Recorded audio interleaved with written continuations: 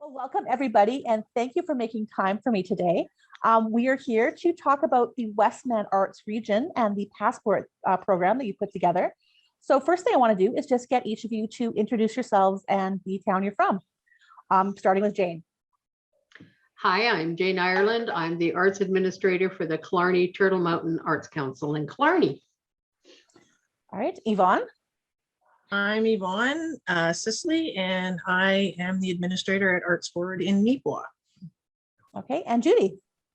I'm Judy Dandridge. I'm the president of Wasagaming Community Arts, located in Wasagaming or Clear Lake, Manitoba. So can you guys give me a sense of the scope of the Westman region in Manitoba? I don't know who wants to go first, but it's actually quite handy because in our passport, we actually have a map. Well, nice segue. Good job. Yes. So I can just sort of tell you what we have, the information we have in there, because it's sort of the best information. The whole Westman region takes up 41 municipalities. There's 55 towns and villages located in the region, and the largest one being the city of Brandon. Right. And again, a lot of us are sort of about an hour and a half from Brandon. If you were sort of put a dot in Brandon and go out to us, I think most of us are around that. Right. Like the time away. So you're about as far south as we go, and Judy, you're about as far north as we go in terms of the region. Yes. And Yvonne, you're probably about as far east as we go in the region. So we Yeah. kind of, except for Right. the western side, we've kind of Yeah. got it covered here. Well, and Judy is an invited guest to the Westman. She's an honorary Westman region. Technically Parkland, I think. Technically she's Parkland, but we embrace her as part of Westman because most of the folks she gets up there, I think, are probably from Westman. Yeah. And I Would you think that's agree, the Judy? thing about defining the region. Yeah. Well, and it's I think Parkland is a little more farther spaced, and their activities are not quite the same. So it was easy, and I inherited the spot at the Westman table when I joined Wasagaming Community Arts, and it's been a very welcoming group of people. And so being, I guess, south of the park makes me still kind of more like Westman than Parkland. And so it's kind of worked out that way. Just to go back to the passport for a minute, Jane had mentioned the map, and we're also listed on the back of the passport.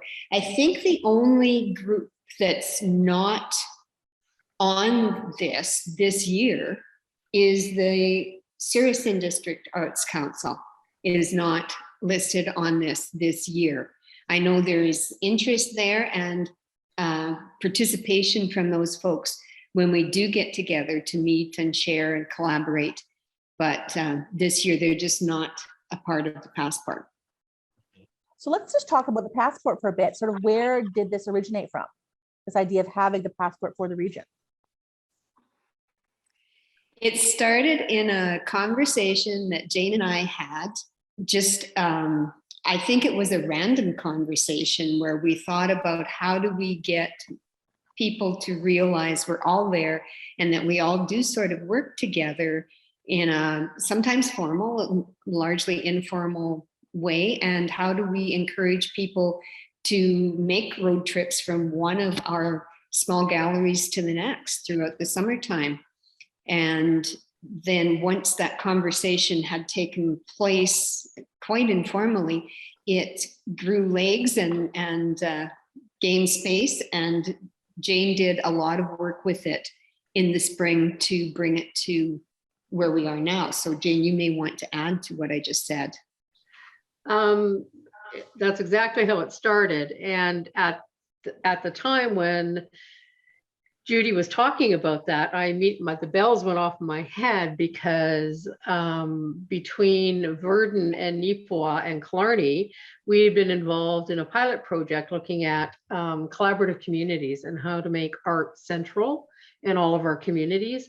And so I thought that idea was a fabulous sort of first step to getting other arts councils to come together in the Westman region and start looking at how we could collaborate on different things, share resources, etc. So the passport was sort of our doorway in, and now we have an actual Westman group, Westman Arts group, that we have a Facebook page where it's private, but we share ideas, we share what we're doing, and we can share each other's information on our own social media, so that we're sort of being at that extra source of advertising and communication for the arts in the Westman region.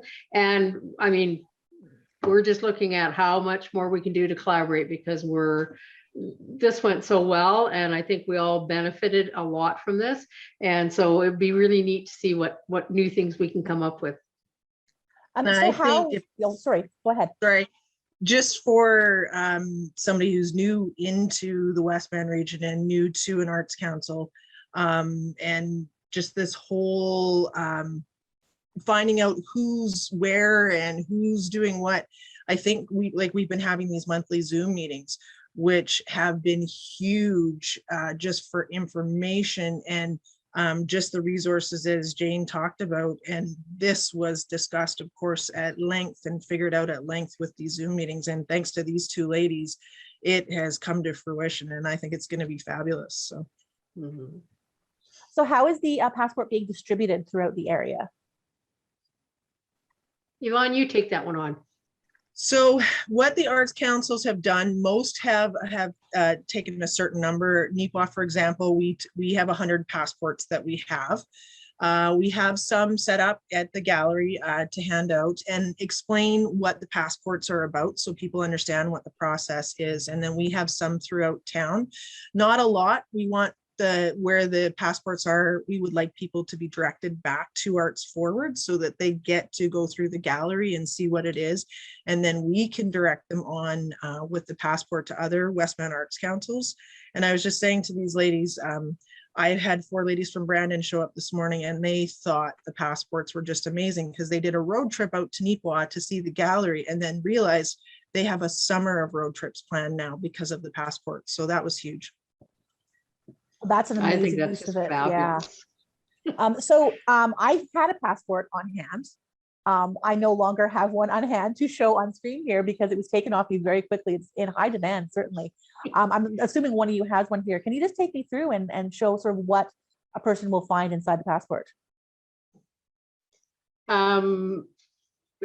Do you want me to share a screen, or do you want me just to show you the? Just show and flip through a Okay. bit, just so people Judy, can sort of get an idea. I'll show it. Jane or Okay. Yvonne, you want to talk about it? So the first page is, again, that's just the sort of idea of where all of the places are located. So we did a map and we made little pin drops for the actual locations. And then the next page is actually the Art Gallery of Southwest Manitoba. And that's, again, in Brandon, one of the bigger galleries. So we wanted to, very pleased that they took part in this.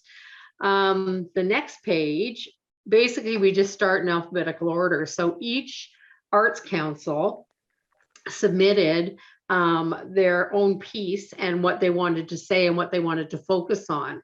The idea being that you were not only letting people know about the arts and culture and music that was happening over the summer, but also you were promoting your town as well. So some of these, it's not just about the Arts Council, it's also what's going on in the town. What are some of the other things happening in these areas? And basically building up your town as well. We did do some advertising in it this year, and I suspect after this, given how successful this already is looking, I think we'll get more advertisers next time, but certainly people who were involved. So that's Prairie Debut who advertised. That's an event that's happening. The next page is an event that's happening, and maybe if people have questions, Yvonne can talk about that one. And then the Prairie View municipality, again, another municipality that had some nice connections. And again, being able to have, you know, QR codes and stuff so people can just click on that. So I think next time, now that some of us have discovered how to make our own QR codes, next time we can make sure everybody has a QR code. So that makes it even easier for people to access it. And then on the back is the actual listing of all of the arts councils with their websites and also where they're located. Right. So it basically just takes you through the region, which is amazing. This is, I think, and you know, maybe someone will prove me wrong eventually, but I believe this is unique in Manitoba as far as this kind of regional approach to getting people involved in the arts. I know that they've done something similar in Saskatchewan. Judy, are you aware of the one in Saskatchewan? No, they do something. I don't know. I'm not sure it's a passport, but they do something like this. But again, in Manitoba, I think might be unique. And certainly not even just the passport, but working together in this regional way, I think is kind of a new way of approaching the arts. Mm-hmm. Sorry. One thing that I really appreciated when I started was the efforts from Manitoba Arts and Culture and Sport, because Chris Duell and Charlene Dysart,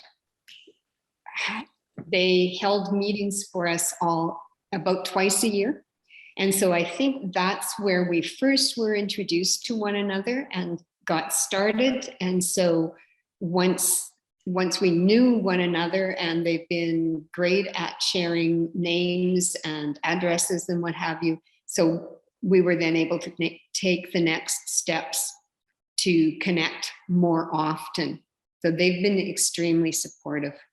Absolutely. And they've been doing it for years. And for particularly for new arts administrators and new people coming on, again, they were a lifeline. They certainly were for me when I first started. And being able to go to those, that was back in the day when we actually went to the meetings. And we would rotate where those meetings took place. So that was another really neat thing that they did, is they made sure you got to visit different arts councils. And it would be nice, that's something else we're thinking about down the line, is maybe applying for a touring grant so that all of us can actually tour each other's arts galleries and our locations. Because again, you learn so much when you're actually able to go to that place and see how they're set up, and you can again share that kind of talent and inspiration and creativity together. So we'd like to see doing something like that again.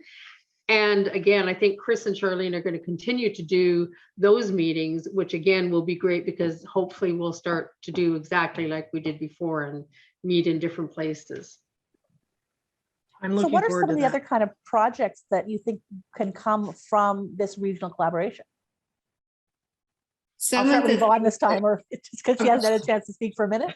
No, I think the sky's the limit now. If this was pulled off in the time frame it was, and it is a huge success already, and it's just been rolled out, I think the sky's the limit as to what sort of collaborations can happen now. Just even between the different arts organizations with artists and concerts, and Jane has shared different stuff coming through Prairie Debut, and just all of that has opened the door up, I think, big time. And yeah. One of the other things we were talking about, and again, we can't ignore the fact that the Manitoba Arts Network has also been, again, a huge help with this, because as soon as we come up with one of our crazy ideas, they're like, okay, what can we do to help? So, I mean, it's been really nice to have that resource to reach out to. But I mean, we're thinking about anything where we can collaborate. So whether that's having a workshop tour of a certain artist who does a certain thing and going up, through all the region and having them go to the different places. Or we did actually already have a mini tour with Indigo Trio through some of the Westman area. And it was fabulous because again, they played in all sorts of different places, because Prairie Debut is very open to trying different things. So we had them at our school and at a care home here. but Yvonne had them in, that was, what's the name? I keep forgetting the name. Bruise Brothers. Bruise Brothers. Which was awesome. It was a pop-up concert. And, you know, we talked to Mark, the owner of Bruise Brothers, and said, hey, do you mind? And he was all for it, loved it. And it packed the place for lunch because we put it out on social media, just a quick, hey, you recognize where this is, come on down. And yeah, it packed it. And they were at our school as well. And they were very well received at the school. It was awesome to see. So yeah. And let me tell you, I was at Bruise Brothers for lunch the Yes. other day, and Mark asked me when we're doing it again. See, So, there yeah. you go. Great. There you go. And I think Judy, you had some thoughts on this as well. Those are some of the visual and performing ways that communities have collaborated. Additionally, Manitoba Arts Network has helped us more formally to come together to advocate for ourselves in different ways. For example, with funding formats and different avenues of communicating with government and so on. That's been extremely helpful so that people are not feeling like they're alone speaking for themselves or their own communities. Yeah, and I think the other thing that came out of this too, because again, when we are meeting still fairly regularly, and we've talked about a lot of different issues that all of us face. One of them being we want to be representative in our communities, whether that's dealing with BIPOC or LGBT or accessibility issues. But again, it's that issue of when you're in a small rural community, can you find that representation, or can you at least find someone who can direct you on, you know, sort of what you should be looking at or where you should be going or who you should be contacting. So we've talked about, instead of all of us trying to reinvent the wheel, creating a regional EDI table so that we can, again, share the cost of that, but also be able to have that information all in one place that we can all share instead of creating the wheel every time with each arts council. Mm-hmm. And that's what leads me to the question: has this regional approach and this collaboration between you allowed you to make further connections with some of the local Indigenous communities? Again, I can only speak for us. Not yet. I hope so. Although I think that it's going to make a huge difference for us in terms of the Filipino community. Mm-hmm. I think Yvonne had some thoughts on that, but it's coming. It's a work in progress. Sorry, yes, and I'm working on it with what we have going on for National Day for Truth and Reconciliation, and it is a work in progress. Trying to get those connections and finding the resources, I think, is a big thing. So yeah, and I think we're all basically in the same boat right now. We're wanting to, and it's just to get those connections. So, and I would imagine that this kind of regional approach to doing these things puts you a leg up on a lot of other areas. I think it does. And I also think that, I mean, the one thing that we've all seen when we're looking at funding and doing grants, they're always saying, who are you partnering with? Who are you, and all that. And this is giving us some huge strength there to be able to say to them, we're going above and beyond what you asked. We not only are we just partnering, you know, with some sponsors or, you know, someone in the town, but all of our arts councils are collaborating together. We're all partners in this. We're all looking to save resources, not only for you, but for us. So I'm hoping, I think we're all sort of excited about how that might bear fruit for us, particularly for, again, the other thing we're very aware of, having done this collaboration, is that not all of us have paid staff. And so, and Judy's a good example of that. So we've also been able to sort of, wherever possible, sort of help the councils that don't have paid staff.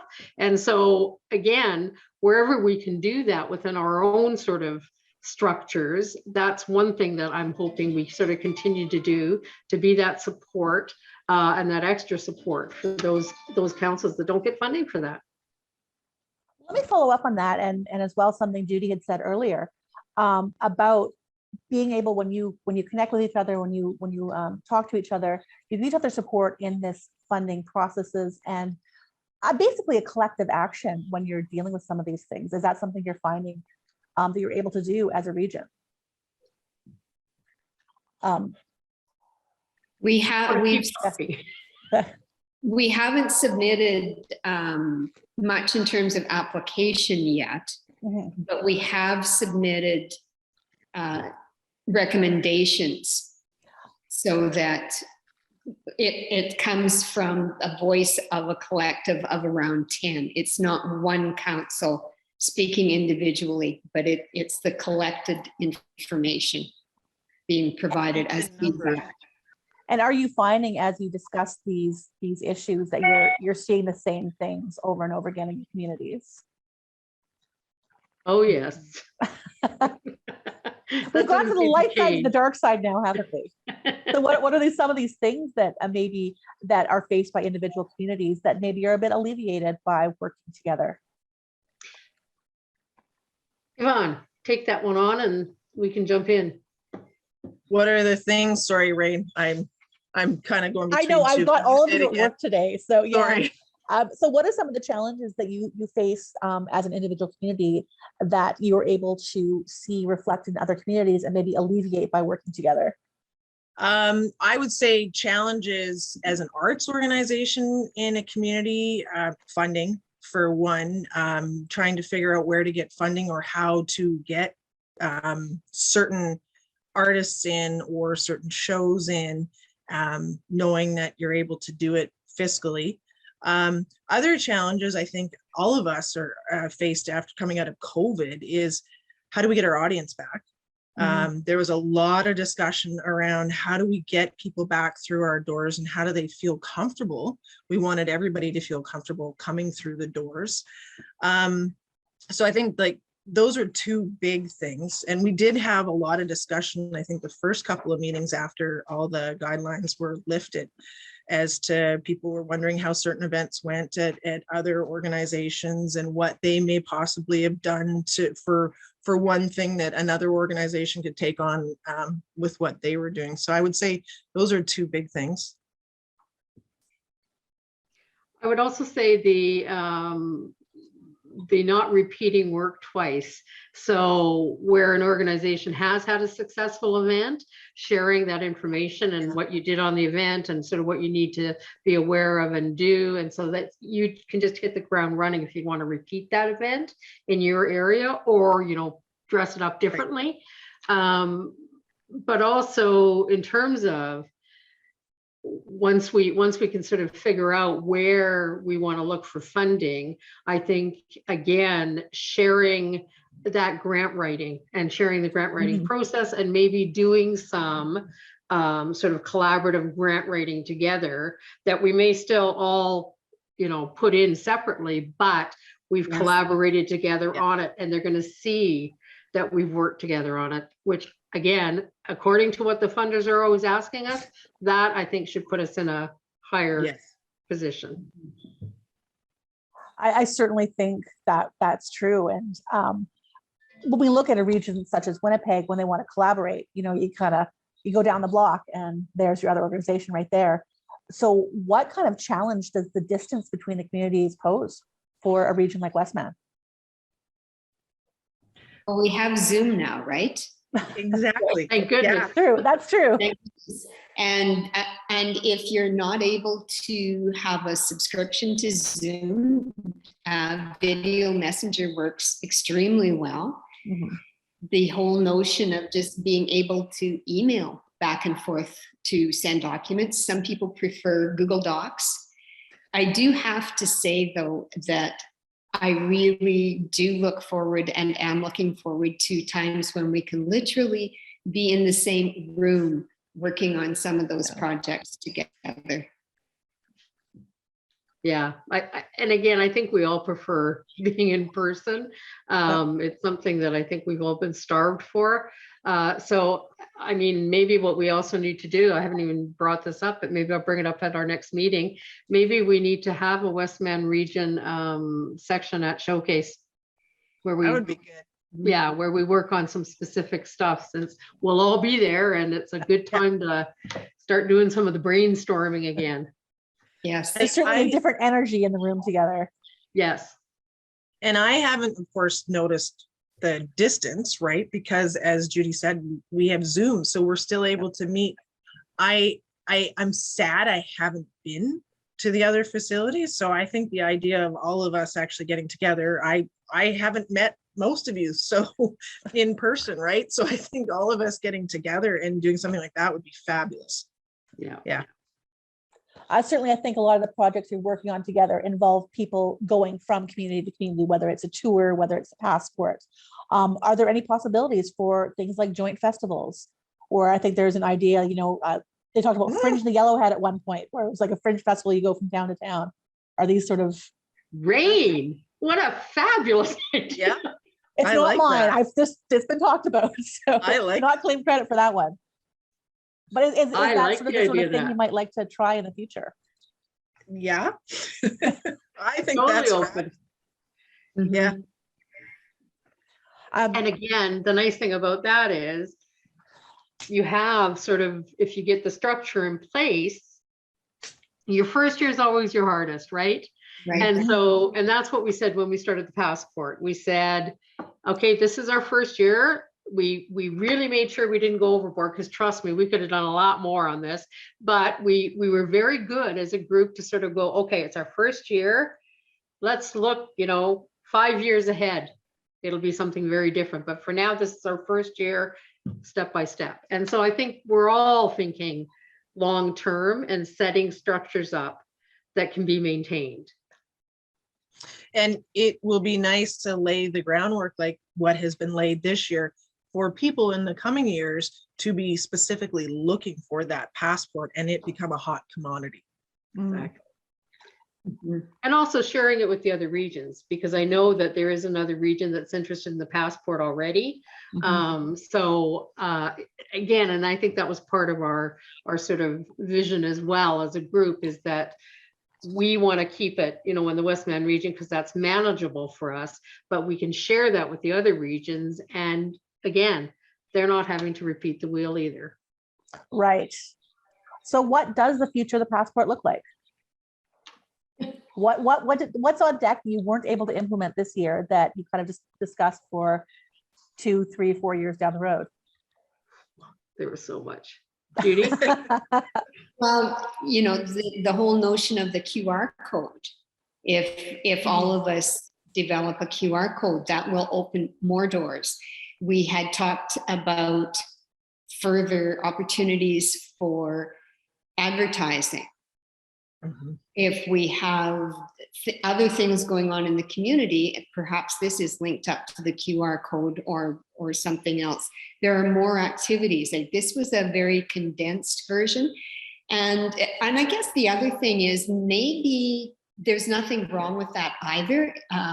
Perhaps we don't want to become too elaborate, because then maybe we take away from the information seeking part of it, and the structure becomes something that isn't sustainable. But we need to grow it and work with it and play with it and get the feedback and see what is going to be best use. So we don't know. And I think Sorry. we don't, oh, sorry, go ahead, Yvonne. Oh, go ahead, Jane, go ahead. I think we don't want to also duplicate what's already out there. So, I mean, we all have what's happening in, the booklets that come out. So we're not trying to duplicate that. I think we were trying to just focus on sort of, this is what's happening in the summer in arts and culture in your region, because those, they include arts and culture, but they don't include it all. They can't. So that gives us the opportunity basically to promote ourselves, promote our councils and our galleries, but also to promote the town. So I think, again, I agree that we really do want to get some more advertising in there. And I think after some of our small businesses and other folks see how successful this is, that's how we promote our town, is by introducing advertising for them, right? So that they can then promote their thing. Because if we're bringing people in with the arts, they're also going to spend in the town. So.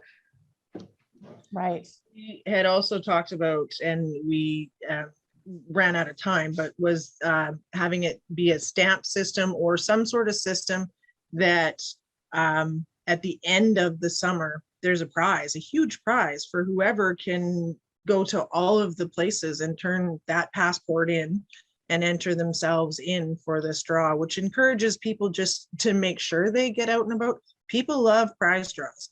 And if all of the arts councils that are involved in this, you know, donate towards that, it would be a fairly large prize at the end of it. So You do a pretty nice prize package. Now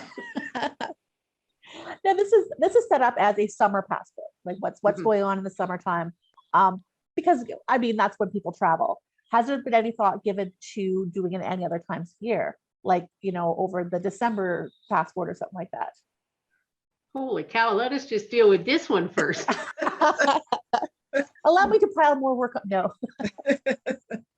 But is that what you're thinking each year to do, like the summer passports?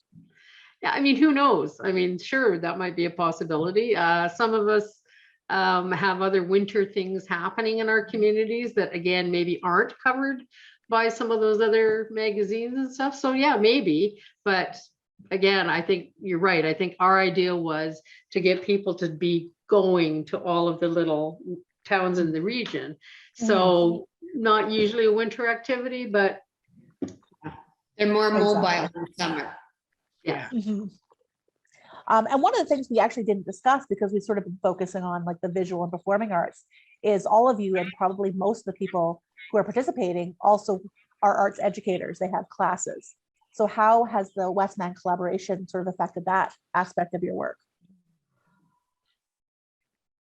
We get lots of ideas for instructors from one another. We get ideas of different mediums that we might try out. And if the instructor is too far away, perhaps, you know, names that folks that we might approach. I've connected Robert. His work will probably be here next year. nice. Oh, next year? I thought he was going there right now. No, Oh, I because thought he was we were totally booked. No, but he's been here about 3 times, and I've connected him with Artist Heart Collective. Oh, So good. that- Yes. Already joined up and are planning to whatever. Oh, And fabulous. he is coming here for a pop-up on the lawn. I believe it's August 13th, where Okay. he can do demonstrate painting that he does. Oh, wonderful. And also if he wants to sell any of his art, he will do that. So I guess the answer is both. He is coming here this summer, and But he is not for the full coming here exhibition. for an Okay. exhibition next summer. I'm so glad that he's getting all of this. That's Oh, just fabulous. absolutely. Wonderful. And you know, that's another byproduct that comes out of the collaboration, because Yes. having heard from Yvonne first and then Jane from you, so I reached out to him, and now I've had several discussions, and now he's connected with Artist Heart, all because Yvonne wrote an email in the first place. Exactly. So it's the collaborations that are incidental, and you just never quite know where it will stop. Thank It you. probably hasn't stopped yet. Yeah. Let's hope not. Yeah, exactly. Well, I think that's probably why it's important that you guys meet now monthly. It's not even just like quarterly. You guys are talking monthly about who you've got in, what you've got going on, what can go to other communities, and then talking about your challenges, your problems, getting ideas from each other. I mean, I think even just as professional development, it has been a level up for everybody. Oh, yeah. I would say for mine, yes. Well, and again, we do have a lot of new arts administrators. Yeah. So like Yvonne, you, Melanie, I mean, Shonda's not new, but they've just become an arts center as a just a classic garden. And so, I mean, it's all I think the timing was really good Mhm. to sort of be able to do that and be that resource for each other. Oh, for sure. So before we cut off, we were talking about classes. So if we want to go back to Judy and carry on with that, we kind of got partway, if you can remember what you were saying, we kind of got partway through and Right. We've shared ideas for children's classes, materials, kits that could be distributed to home, when, particularly during COVID, but other kinds of kits that can go on as well. So lots of collaboration in terms of what we're doing and how it went as well, and things we might change the next time out. Mhm. And one of the other things we have problems with, or at least I do here, and I know other folks do too, is just finding instructors. So we have instructors here, but I don't want to burn them out. And, and they're getting close to that. So I need new instructors, and I need ones who are, you know, again, within our region. So it's because we can't pay that much, right, in terms of mileage and stuff. So even ones that will do it virtually, or ones that we can bring in, or if we got a tour going, then again, maybe they'd be willing to sort of negotiate a fee for a whole package, right? That might be more affordable for all of us, right? And I mean, again, for other arts councils, I don't know. I know some of them have had the trouble with just getting enough people and then having to cancel. And again, if we could do things that are packages where we know that's the amount and we're okay. And if we don't get enough people, we're still going to be okay because it doesn't cost us as much. Right. Mhm. I can certainly think of an example. At one point I brought out someone to teach calligraphy. This is many years ago, and had to find someone from Winnipeg to bring out. If that person could have spent, you know, 3 or 4 days going to local communities, it would have been such a benefit for everybody and more economical for everybody, I would think. Oh, yeah. Yes. So even not even just local instructors, but bringing them in from outside, I think would make a huge Mhm. difference to have that kind of regional connection. Yeah. And again, that's something that Man's working on, is to come up with sort of that, you know, a list of, you know, who these instructors are, where they come Mhm. from, and, you know, what you can get them to come out for. And again, having that resource, and then sort of getting together going, okay, have you guys gone through the list? Who are you going to bring? And just sort of, again, trying to figure out, because again, most of our communities, we're doing the same type, right? Mhm. Or we want to try something new. Right. Do you find that some of the local instructors appreciate the opportunity to teach somewhere else, like on the other side of this?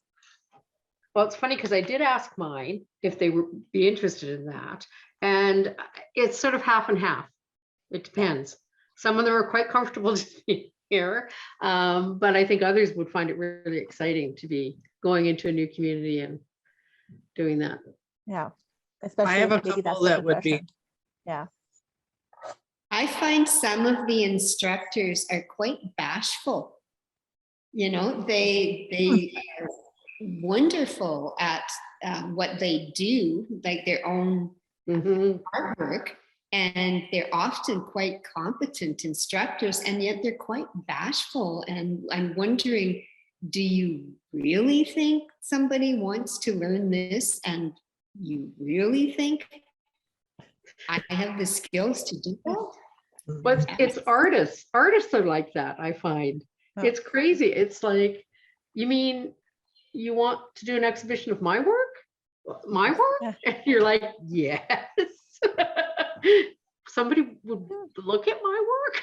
And it's like, oh my People have God. this image of artists. They think they're like these egotistical, you know, crazy people. And the truth is that some artists don't even realize they're making art, Exactly. Right. especially in rural communities. I think that they don't Mhm. realize that what they're doing is art.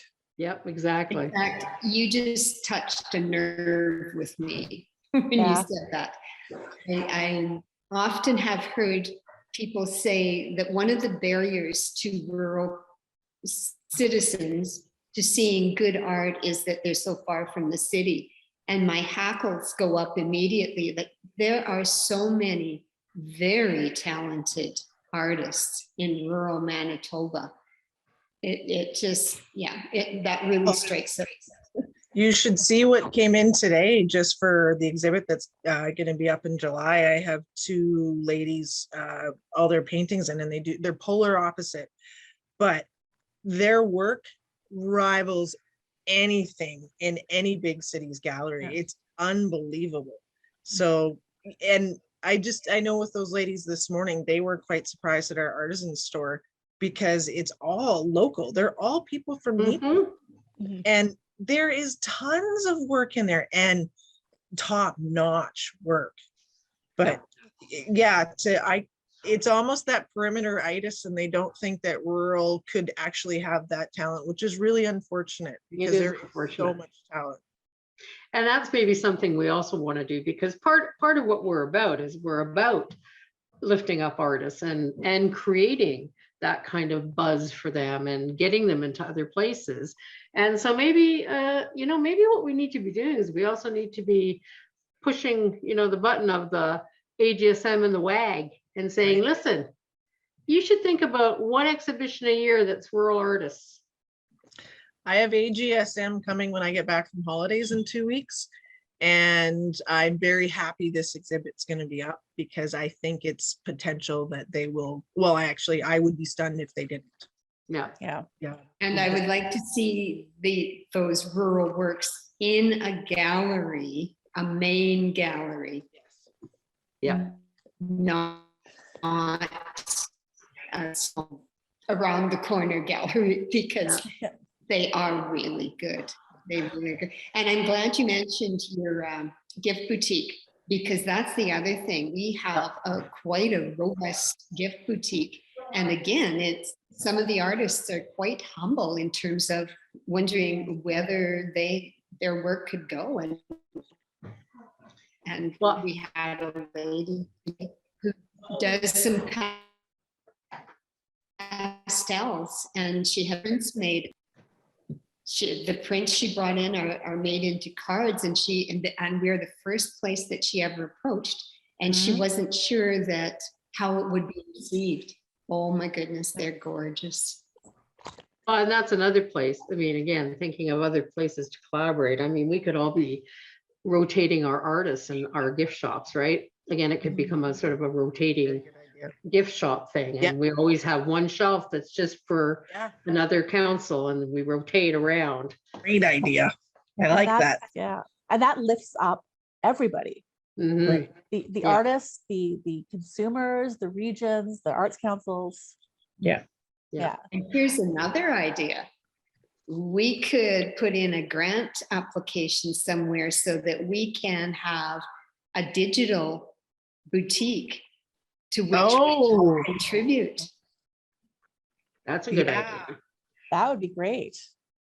Yes. Be fabulous. Someone write that one down. So I think it's it's okay. I've got it. Remember. But also then it can be linked to everybody's website, right? Yeah. So that would be fabulous.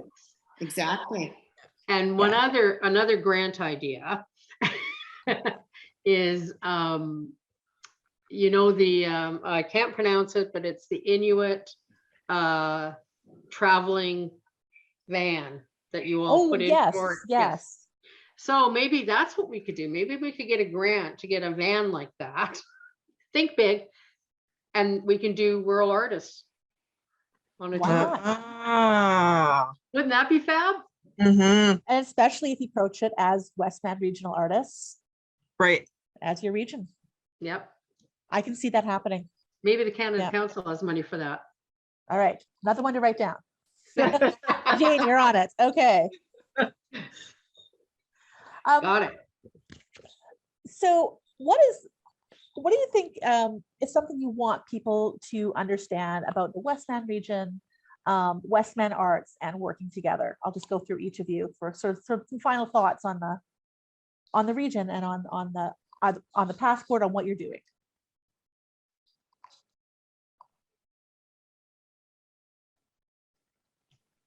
I can start. Go ahead. Sure. I think it's to get the word out there, as Jane or Judy had said, with the talent of art that's out in the Westman rural region. And it's all rural regions. There's artists all over, but we have an abundance of talent, and we have an abundance of art councils and galleries that people just don't know about. So it's just to get, for me, it's to get it out there, get it on the map, and have people to start talk about what's in Westman and what they can access. And hopefully start this summer, and it carries on and word of mouth spreads. Mhm. Next, who wants to go next? Still thinking. Yeah, I'm still thinking, but I think Yvonne said quite a lot of it right there. Like, marketing is big. It's probably one of the toughest things, whether it's drawing in the artists, drawing in the visitors. How do you get out there so that people know you're there and what's going on? We're all over social media. We do have print things, and still we'll find folks that don't know, find the artists who are hesitant. And we want to really celebrate the artists and to, as you say, lift them up. Everything that is in all of our arts councils is handcrafted by people who have spent a lot of time learning their craft. And I think that is really, really important. We haven't imported work from somewhere else. This is Canadian and local people, often local, not always, like it's across Canada, but it's handcrafted. And that's an important part of our culture and heritage that needs to be celebrated by all of us. So marketing, getting the word out, however we want to describe that, that's probably one of the biggest things. And then being able from there to pull in more folks who are willing to spend time with us and help out, because we're all, even the places where there are staff, we're all dependent on getting volunteers to help us, and we're dependent on people then coming to join and enjoy what we're building and showing and doing. Well said. Thank you. I think for me, I think one of the key things is ensuring that we are all collaborating, not only to sort of make sure that we're sharing resources, but also to look at how we can creatively think about the resources we have and how can we use them differently to benefit everybody. So instead of always just looking at your own arts council and what can I do and what grant can I get, that maybe as we continue to work together collaboratively, we can start looking at things like, okay, so you're really good at marketing. What if I took that off your plate and did that for you because I'm good at that, and you can be the marketing person for the Westman region? So I guess I am thinking 5 years down the road or maybe more, but I'm thinking how we can dictate how our resources are going to be used instead of always the funders dictating it to us, and finding a way around the grants and how we can do that to make that happen. Like I would hate to lose what appears to be a snowball effect that's happening in the arts right now in Manitoba. I don't know about anywhere else. I'm just talking about Manitoba, but I'm seeing this happening in terms of the Manitoba Arts Network, in terms of the Westman region, in terms of some of the other ones jumping on board on this stuff. I'm seeing it happen in terms of what Flin Flon has been doing. And I mean, this isn't something that's just happening with us. It's incrementally happening in other places. And I want us to harness it and keep it going and make it bigger. So I guess that's my sort of vision. And hey, why not, right? Why not? I want to thank all of you for making time for me today. This has been an excellent discussion. And certainly there are great things happening in Westman. Thank you. Thanks, Rrain.